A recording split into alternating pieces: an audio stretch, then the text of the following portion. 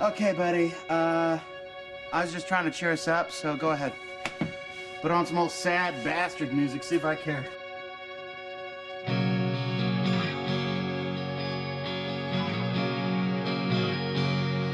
I think 3 guitars is in the collection, but I guess I have a jazz master, J. Mascis Squire, and then I have this Frankenstein weird telly from someone in Florida.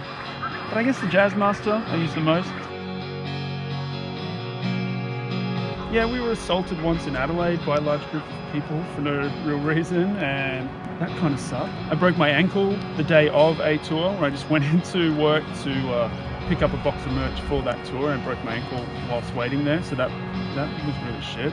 I hate leaving home.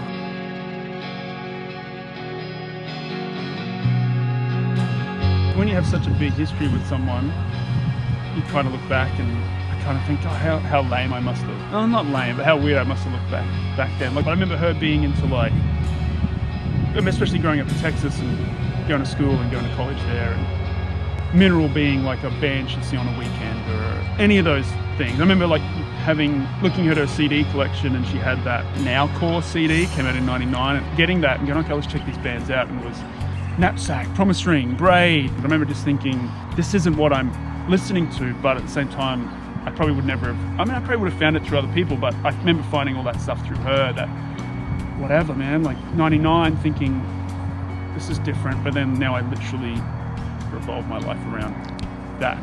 Yeah, she was way cooler back then, but I'm way cooler now.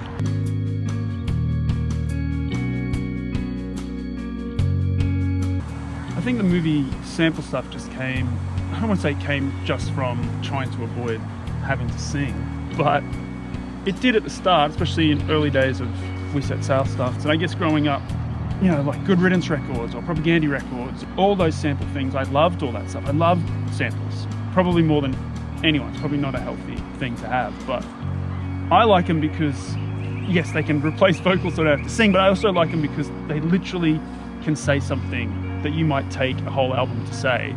It's an extra element on top of the music. I enjoy finding them and knowing, hey, this will work in a song. And it's kind of like, even though I think I'm not a fantastic musician, I'm good at finding samples.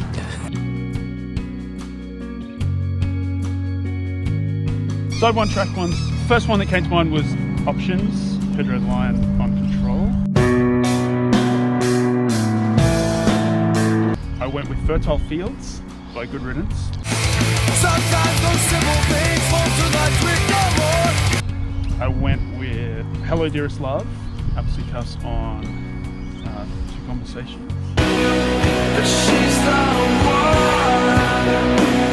one. 4 would be Turnpine Gates by Lifetime. We would take ourselves up bad.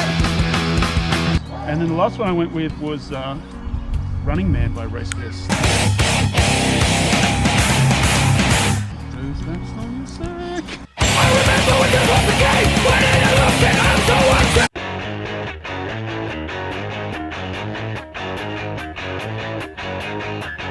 And I think about this all the time, especially when we're at home, and I'm like, there is music on all the time. And Casey's the same, and the kids have their own playlists and stuff. Like, I remember growing up, there was never music on, like ever.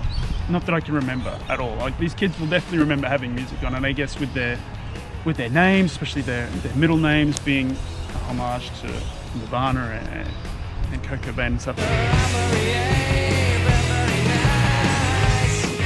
I hope they look at it to the sense of knowing how ridiculously important that band was. There's never been a band like that get that big, doing that style of music ever since then, ever. And probably never will be. And you've got to stop and think about how important that is, that the biggest band in the world, for a certain period of time, I could play those songs.